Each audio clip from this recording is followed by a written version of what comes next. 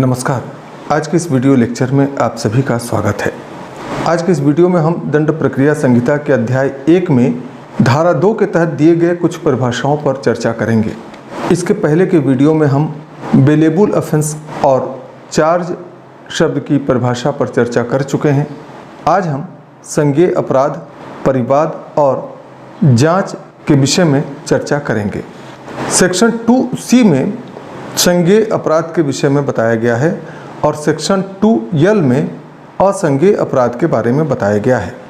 जैसा कि हमने इसके पहले देखा था कि सेक्शन 2A में जमानतीय अपराध और अजमानतीय अपराध दोनों के विषय में एक ही उपधारा में जानकारी दी गई थी, लेकिन यहाँ संज्ञेय अपराध और असंज्ञेय अपराध को अलग अलग धाराओं में जगह दी गई है। और चूँकि धारा 2 में जो परिभाषा दी गई है वह अंग्रेजी वर्णमाला के क्रम में दिया हुआ है, अल्फ़ाबेटिकली ABCD के सीक्वेंस में दी हुई है, तो इसलिए कॉग्निजेबल ऑफेंस C अक्षर से शुरू होता है, इसलिए इसकी परिभाषा पहले आती है, और नॉन कॉग्निजेबल ऑफेंस में N अक्षर से शुरू होता है, इसलिए इसकी परिभाषा बाद में दी गई है, सेक्शन 2L में दिया हुआ है। हालांकि इन दोनों शब्दों की परिभाषा एक ही खंड में दिया जा सकता था, लेकिन ऐसा क्यों किया गया है इस पर कभी आप विचार करिएगा। संज्ञेय अपराध भी जमानतीय अपराधों की ही तरह दंड प्रक्रिया संहिता की शेड्यूल 1 में दिए हुए अपराधों की वर्गीकरण के अनुसार निर्धारित किया जाता है। कोई अपराध संज्ञेय अपराध है या असंज्ञेय अपराध है, इसकी जानकारी हमें दंड प्रक्रिया संहिता की अनुसूची 1 में दिए हुए अपराधों के वर्गीकरण की सूची से प्राप्त होती है, या फिर कोई अपराध संज्ञेय अपराध है या असंज्ञेय अपराध है, यह उस अधिनियम में ही दिया हुआ रहता है जिस अधिनियम के तहत वो अपराध किया गया है। यानी उस अपराध के विषय में जिस कानून में जानकारी दी गई है, उसी कानून में उस अपराध के विषय में यह भी बताया जाता है कि वह अपराध संज्ञेय अपराध है, जमानतीय अपराध है या अजमानतीय है और असंज्ञेय है। संज्ञेय अपराध के विषय में यहाँ सिर्फ एक अतिरिक्त जानकारी दी गई है कि संज्ञेय अपराधों में पुलिस बिना वारंट के गिरफ्तार कर सकती है और असंज्ञेय अपराध में पुलिस को बिना वारंट के गिरफ्तार करने का अधिकार नहीं होता है।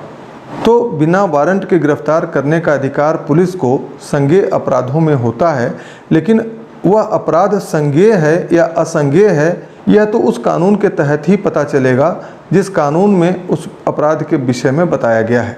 यदि वह अपराध भारतीय दंड संहिता के तहत किया गया है तो उसकी जानकारी प्रथम अनुसूची में प्राप्त हो जाएगी, और नहीं तो फिर उस संबंधित कानून में उसके विषय में जानकारी मिलेगी कि वह अपराध संज्ञेय है या असंज्ञेय है। संज्ञेय अपराध होगा तो उसमें पुलिस चाहे तो वारंट के बिना भी अभियुक्त को गिरफ्तार कर सकती है, और यदि अपराध असंज्ञेय है तो पुलिस को बिना वारंट के गिरफ्तार करने का कोई अधिकार नहीं होता है। सेक्शन 2D में परिवाद शब्द के बारे में बताया गया है कि परिवाद किसे कहते हैं। इसका अर्थ होता है पीड़ित व्यक्ति द्वारा कार्रवाई किए जाने के लिए किसी सक्षम अधिकारी से प्रार्थना करना। जब कोई पीड़ित व्यक्ति कार्रवाई करने के लिए किसी सक्षम अधिकारी से प्रार्थना करता है तो उसे हम परिवाद करना कहते हैं, शिकायत करना कहते हैं, कंप्लेंट करना कहते हैं। लेकिन परिवाद शब्द का प्रयोग दंड प्रक्रिया संहिता में जहाँ भी हुआ है वहाँ परिवाद शब्द का अर्थ सिर्फ इतना है कि जब अपराध से पीड़ित व्यक्ति उस अपराध के संबंध में कार्रवाई किए जाने के लिए मजिस्ट्रेट से जब प्रार्थना करता है तो उस प्रार्थना को परिवाद कहते हैं। यानी जब अपराध से पीड़ित व्यक्ति मजिस्ट्रेट से कंप्लेंट करता है, मजिस्ट्रेट से कार्रवाई करने के लिए प्रे करता है, तो उस प्रेयर को कंप्लेंट कहते हैं। मान लीजिए अपराध से पीड़ित व्यक्ति पुलिस को जाकर के परिवाद करता है, कंप्लेंट करता है, तो उसे कंप्लेंट नहीं कहेंगे, परिवाद नहीं कहेंगे, बल्कि वह संज्ञेय अपराधों की अगर सूचना होगी तो FIR धारा 154 में पुलिस दर्ज करेगी और उस FIR को कंप्लेंट नहीं कहेंगे। और अगर संज्ञेय अपराध नहीं होगा तो 155 में NCR पुलिस दर्ज करेगी, नॉन कॉग्निजेबल रिपोर्ट पुलिस दर्ज करेगी, और उस असंज्ञेय अपराध की रिपोर्ट जब पुलिस मजिस्ट्रेट को सौंपती है तो तो फिर इसी धारा 2D के स्पष्टीकरण के अनुसार उस पुलिस रिपोर्ट को परिवाद कहा जा सकता है और जो पुलिस अधिकारी ऐसा परिवाद दाखिल करता है उसे परिवादी कहा जाता है। लेकिन जब संज्ञेय अपराध की रिपोर्ट पुलिस द्वारा मजिस्ट्रेट को सौंपी जाती है तो उस पुलिस रिपोर्ट को परिवाद नहीं कहा जाता है। इसके बाद धारा 2G में जांच शब्द के बारे में बताया गया है, इंक्वायरी के बारे में बताया गया है। इंक्वायरी भी कई प्रकार की होती है, जैसा कि हम सभी जानते हैं। किसी भी घटना की जांच सक्षम एजेंसी द्वारा किया जाता है, विभागीय जांच भी हमने सुना है। लेकिन दंड प्रक्रिया संहिता में जो जांच शब्द का मतलब है वो यहाँ बताया गया है, ठीक उसी तरह से जैसे परिवाद शब्द का मतलब बताया गया था। सेक्शन 2G में जांच शब्द का मतलब है जो जांच मजिस्ट्रेट द्वारा की जाती है और वो जांच विचारण नहीं है तो उसे इंक्वायरी कहेंगे, जांच कहेंगे। यानी मजिस्ट्रेट किसी अपराध के संबंध में ट्रायल करता है, विचारण करता है, वह भी एक प्रकार का जांच ही है। ट्रायल का मकसद भी तो यही होता है कि किसने अपराध किया, कैसे अपराध किया या नहीं किया, इन्हीं सब विषयों की जांच ही तो होती है ट्रायल। लेकिन ट्रायल को जांच नहीं कहा जाएगा, जांच उसे कहेंगे जो ट्रायल नहीं है। यानी कि मजिस्ट्रेट जब ट्रायल के अलावा कुछ करता है अपराध के बारे में पता लगाने के लिए तो उसे जांच कहते हैं, इंक्वायरी कहते हैं। ऐसा धारा 2G में बताया गया है।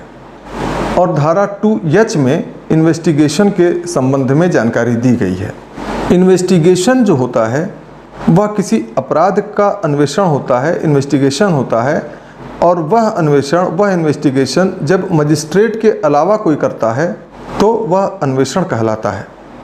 यानी जब मजिस्ट्रेट वह अन्वेषण करेगा तो उसे जांच कहेंगे और मजिस्ट्रेट के अलावा कोई अगर करेगा तो उसे इन्वेस्टिगेशन कहेंगे।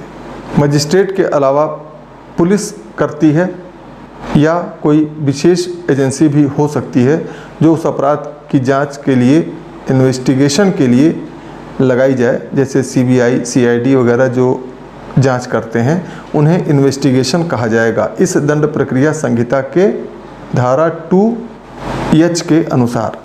और इस इन्वेस्टिगेशन का मकसद जो होता है साक्ष्य इकट्ठा करना होता है। उस अपराध के संबंध में जो साक्ष्य की ज़रूरत होती है अपराध को साबित करने के लिए, वह साक्ष्य इकट्ठा करने का मकसद ही अन्वेषण में होता है। अन्वेषण के माध्यम से ही वे सारे साक्ष्य इकट्ठे किए जाते हैं जिसके आधार पर विचारण में अपराध को साबित किया जाएगा।